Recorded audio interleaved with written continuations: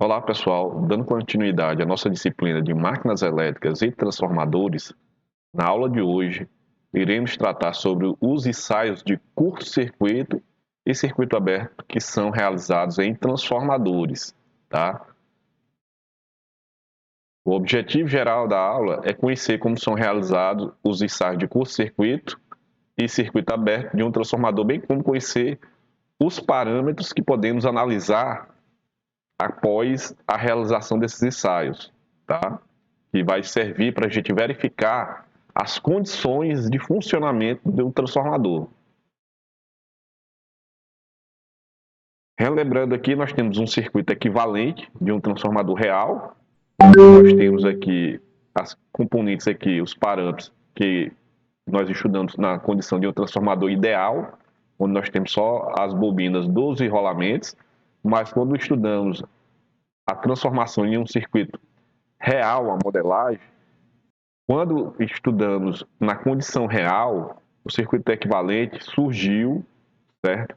A implementação de impedâncias em série, certo? E em paralelo, onde foi visto que no primário vai aparecer uma componente em série, uma resistência em série, com uma reatância. Essa impedância em série aqui é em decorrência de quê? Dos enrolamentos, certo? Do material do enrolamento, do cobre ou do alumínio que é utilizado nos enrolamentos. Já aqui no secundário também temos impedância em série, nós temos uma resistência e uma reatância, também em decorrência dos enrolamentos do secundário, certo? Do material que é utilizado, que é do cobre ou do alumínio. Já no núcleo, nós temos aqui essa impedância, que vai ter aqui uma resistência, uma condutância e uma susceptância aqui, que é em decorrência de quê? Da magnetização do núcleo, tá? Então, vai ter aqui uma corrente de excitação necessária para magnetizar o núcleo. Então, vai surgir esses elementos aqui no circuito, tá?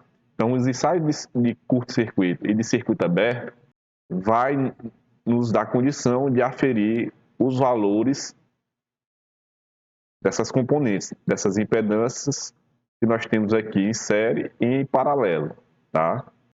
Então, a primeira ensaio aqui que nós vamos ver é o ensaio de curto-circuito, certo? Ele é utilizado basicamente para determinar a impedância equivalente em série, tanto do lado primário como do secundário, que vai ser a soma de quem?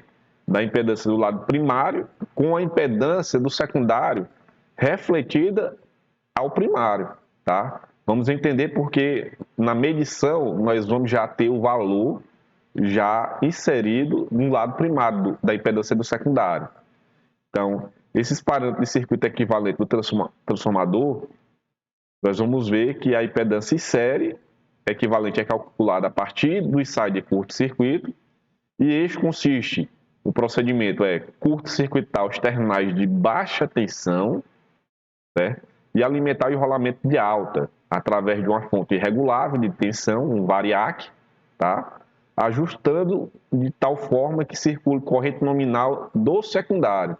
Então, é colocado uma tensão no primário que vai conduzir uma corrente nominal nas condições de curto-circuito no secundário dessa corrente nominal, certo? Na condição de curto.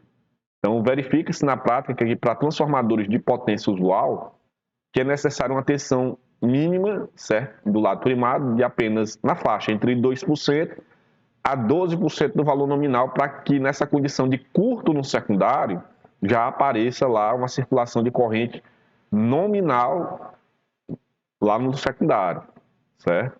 Então, a condição do fluxo do núcleo vai ser muito baixa, logo nessa condição de ensaio de curto-circuito a gente vai desprezar essa corrente de excitação, tá? Então, voltando aqui, ó, então vai ser feito aqui o curto-circuito aqui no secundário e vai alimentar aqui com uma fonte de tensão regulável, que você vai aumentar gradativamente de 0 até em torno de 2 a 12% da tensão. Vocês vão observar aqui no procedimento que é colocado um amperímetro aqui no secundário para verificar o momento que a corrente aqui é a nominal desse enrolamento, e aí você para de elevar a tensão, tá? Como foi dito, nesse momento aqui que nós temos uma tensão muito baixa, com o curto-circuito aqui no secundário já tem a circulação de corrente nominal, essa corrente de magnetização, de excitação, é muito baixa, ou seja, logo a gente vai desprezar ela, como se não tivesse circulação de corrente nesse ramo, logo a gente despreza a susceptância, certo? E a condutância. Então só vai ficar com os elementos de série, tanto do primário como do secundário, tá? Então, aqui é o procedimento que nós vamos adotar. Vamos curto-circuitar o lado de baixa tensão, tá?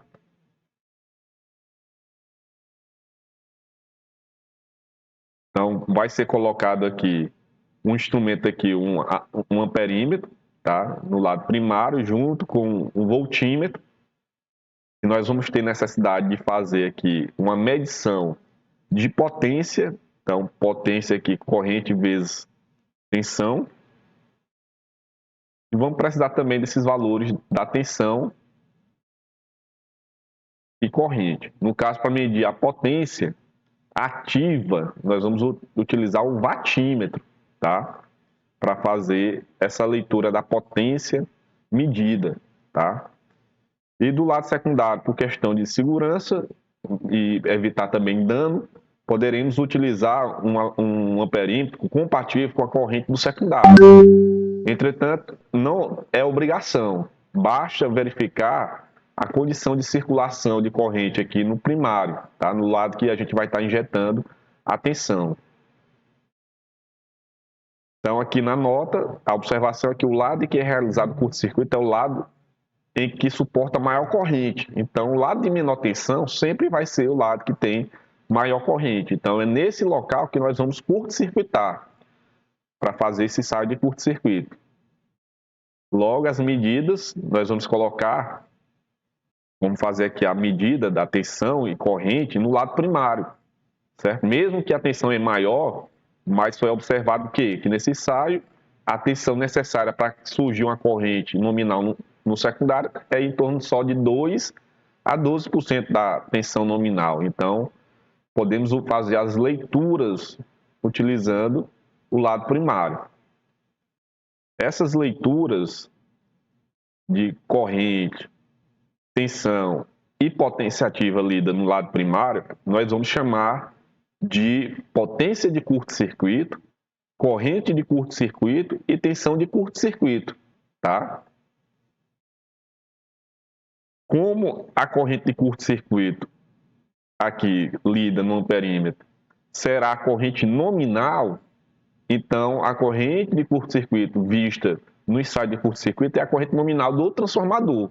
Então, conhecendo a potência nominal dele, já dá para conhecermos qual vai ser o nível de corrente de curto-circuito, tá?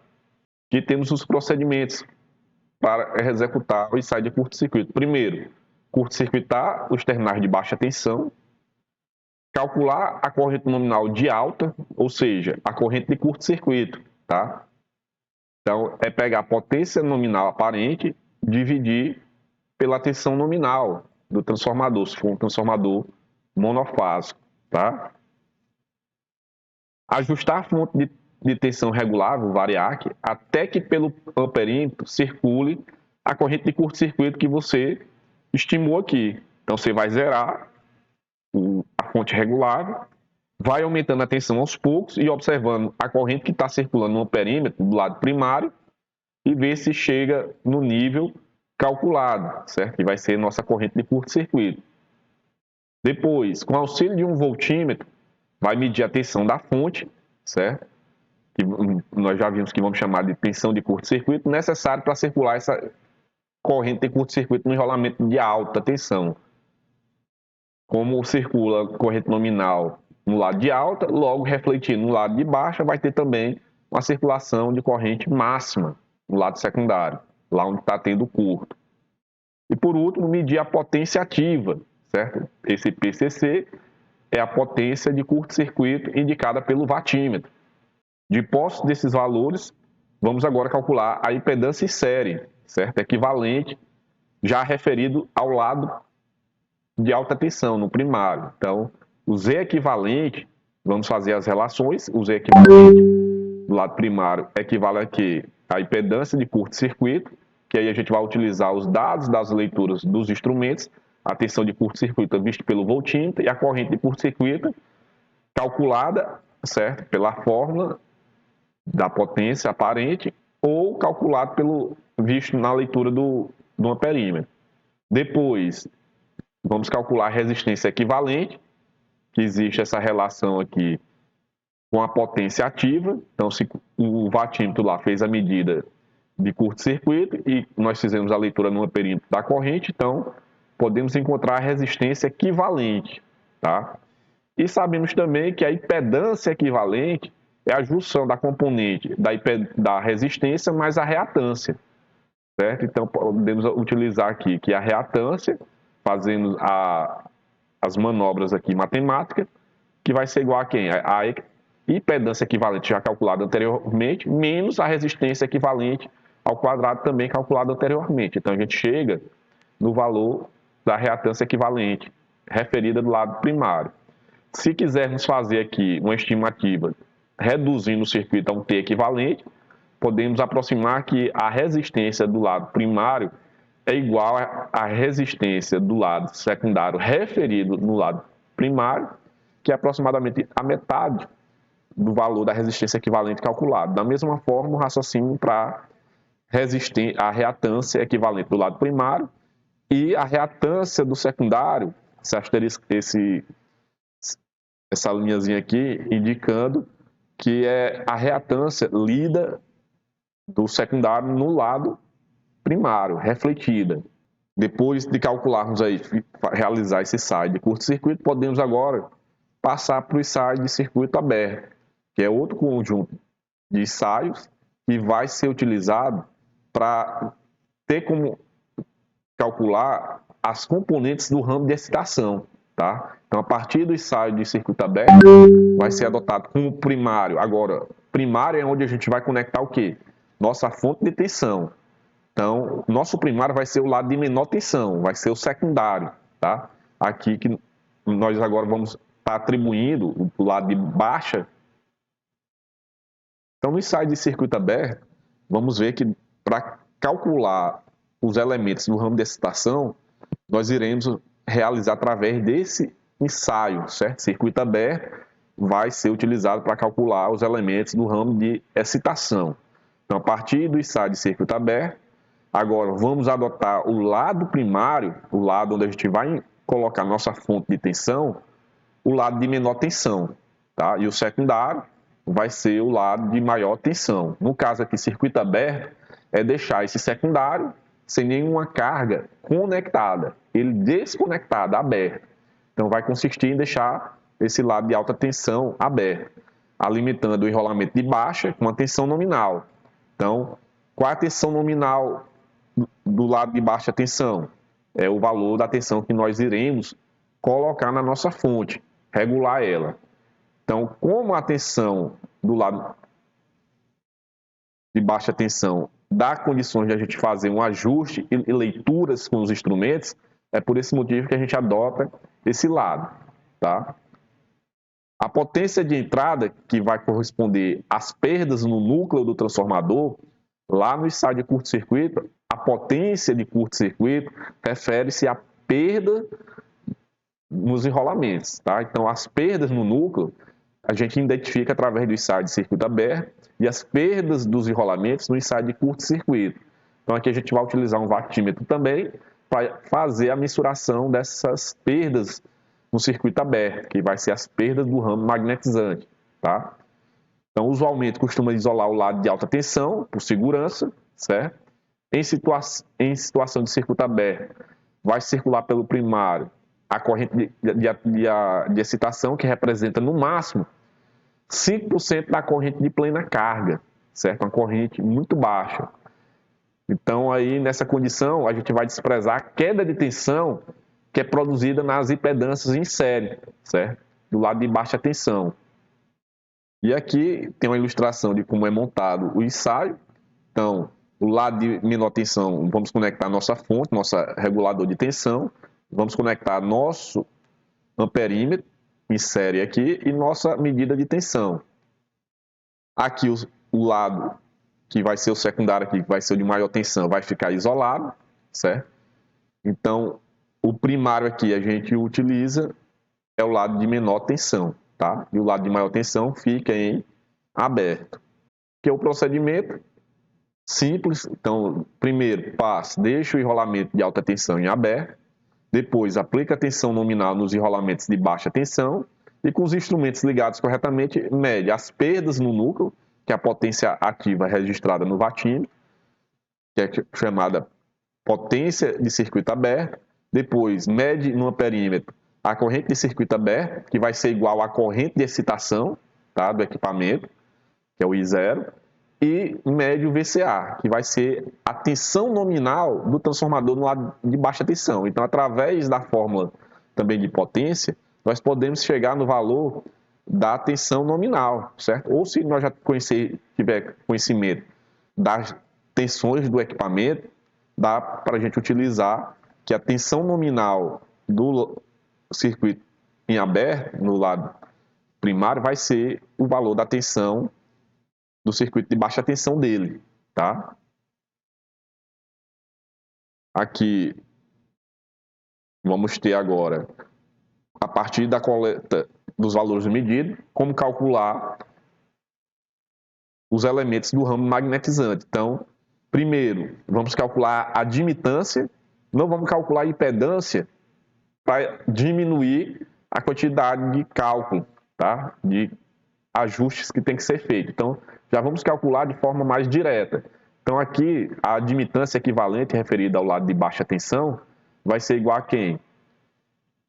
O inverso da impedância. Então, a admitância é o inverso da impedância. Então, vai ficar I de circuito aberto sobre V de circuito aberto. Só que V de circuito aberto é quem? É a tensão nominal do transformador, certo? Do lado de baixa tensão. E o I de circuito aberto é o valor lido no amperímetro, que vai ser igual à corrente de excitação do transformador. Depois, calcula a condutância das perdas no núcleo, que é o inverso de quem? Da resistência, tá? Que vai ser igual a perdas no núcleo, certo? Que é a potência ativa de circuito aberto sobre a tensão de circuito aberto ao quadrado. Podemos utilizar essa relação. E a susceptância, tá? Que é o inverso da reatância, que é chamada aqui susceptância de magnetização, é referida ao lado de baixa tensão. Então, a gente vai ter aqui, que vai ser o BM, lá do nosso circuito equivalente, vai ser igual a quem? A raiz quadrada da admitância ao quadrado menos a condutância ao quadrado. Então, através dos ensaios de curto-circuito e circuito aberto, nós também podemos mensurar como encontra-se o rendimento do equipamento. Então, temos aqui uma definição que rendimento de uma máquina qualquer é a razão entre a potência ativa de saída e a potência ativa de entrada, certo? Então, sendo que esta pode ainda ser explicitada como a soma entre as potências ativas de saída dividida pela potência de saída mais as perdas. Tá? Então, nos transformadores, as perdas dividem em perdas no cobre, que é no desenrolamento, e as perdas no ferro, que é referente ao núcleo. Assim, a expressão do rendimento, a gente conhecendo aqui a potência ativa de saída, certo? Quociente de φ, o fator de potência, é igual a potência de saída, novamente, mais as perdas no cobre, mais as perdas do ferro. Então, nesse processo aqui no denominador, seria o que a gente tem de potência de entrada, que no processo de transformação, a energia que entra no circuito, uma parte dela é transformada, que nós verificamos na saída, mas uma parte ela se perde em quê? Em perdas no cobre e perdas no ferro, ou seja, nos enrolamentos e no núcleo. Para nós termos a condição de rendimento máximo do equipamento, só tem uma condição que a gente tem que obedecer para a gente expressar esse rendimento máximo. É quando a gente tem um fator de carga, certo? Na condição de rendimento máximo, em que as perdas no ferro sejam igual às perdas do cobre. Então, quando a gente tem essa aproximação dessas perdas no ferro igual às perdas do cobre, a gente vai ter um fator de carga que vai entregar o máximo de potência para o circuito, tá? Então, PFS são as perdas referentes ao ferro e PC são as perdas referentes ao cobre. Então, esse fator aqui de carga vai ser essa relação aqui, raiz quadrada de perda sobre ferro sobre perda com cobre. E a condição máxima é quando perda do ferro é igual à perda do cobre, que aí esse fator vai ser igual a quem? A 1, tá? Não sendo igual a 1, esse rendimento máximo, a gente também pode expressar dessa forma, certo?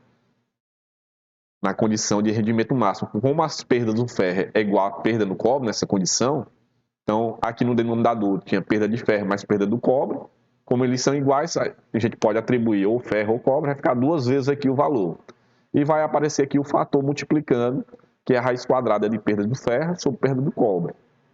Aqui nós temos um exercício de fixação, onde temos um ensaio realizado em um transformador monofásico que tem a relação de 1000 volts no lado de maior tensão para 100 volts no lado de baixa tensão, potência nominal de 100 kVA, potência aparente, apresenta os seguintes resultados. Então, no ensaio de curto-circuito, foi visto que nessa condição de curto-circuito foi lá no voltímetro registrado 50 volts. Aqui, pelo cálculo e pelo resultado lá no amperímetro, foi registrado 100 ampere. E a potência registrada no watímetro, as perdas de cobre, certa perda de curto-circuito, de 1.800 volts. E no ensaio de circuito aberto, foi registrada a tensão nominal, certo? Ou tensão de circuito aberto de 100 volts, a corrente de magnetização I0 de 6 ampere, tá? E as perdas no núcleo de 400 watts, as perdas de circuito aberto. Então ele pede para determinar as tensões e correntes nominais para ambos os lados e depois encontrar o circuito equivalente referido ao lado de alta.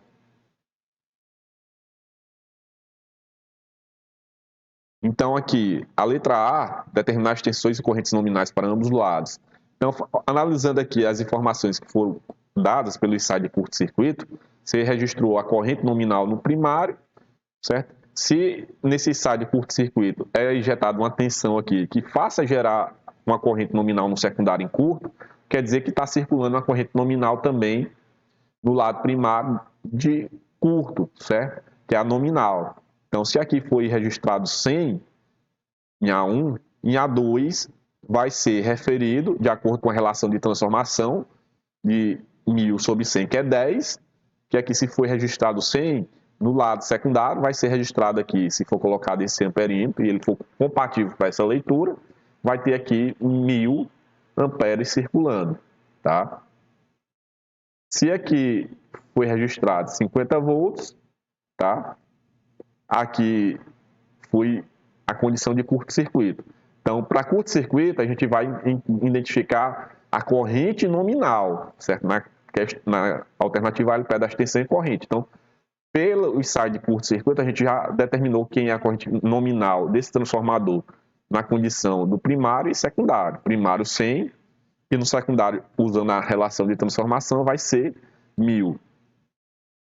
Já com o ensaio de circuito aberto, a gente consegue determinar quais as tensões nominais.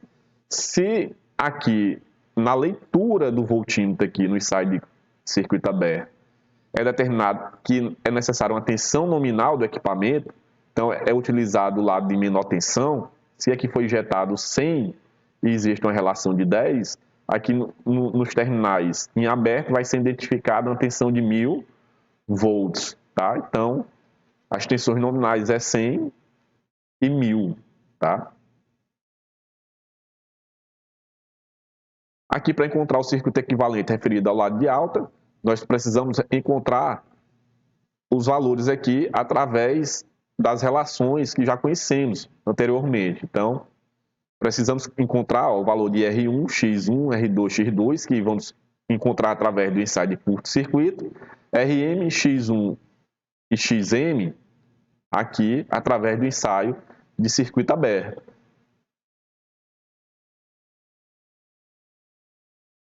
Então, utilizando aqui o circuito equivalente referido ao lado de alta, nós vamos ter que a impedância aqui equivalente no ensaio de curto-circuito vai ser o Z de curto-circuito vezes a tensão de curto-circuito registrada no voltímetro, dividido pela corrente registrada no amperímetro.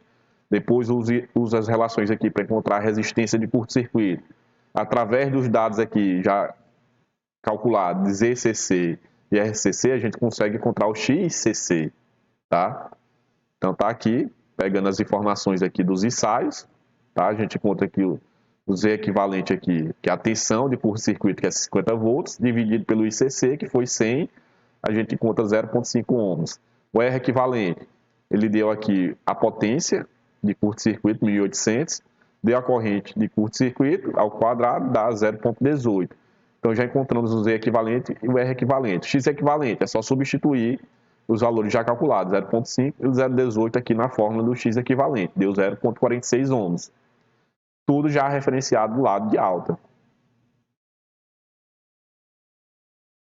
Se aí fazendo a redução ao equivalente, circuito equivalente tipo T, podemos fazer essa aproximação aqui para R1 e R2 referido ao lado primário.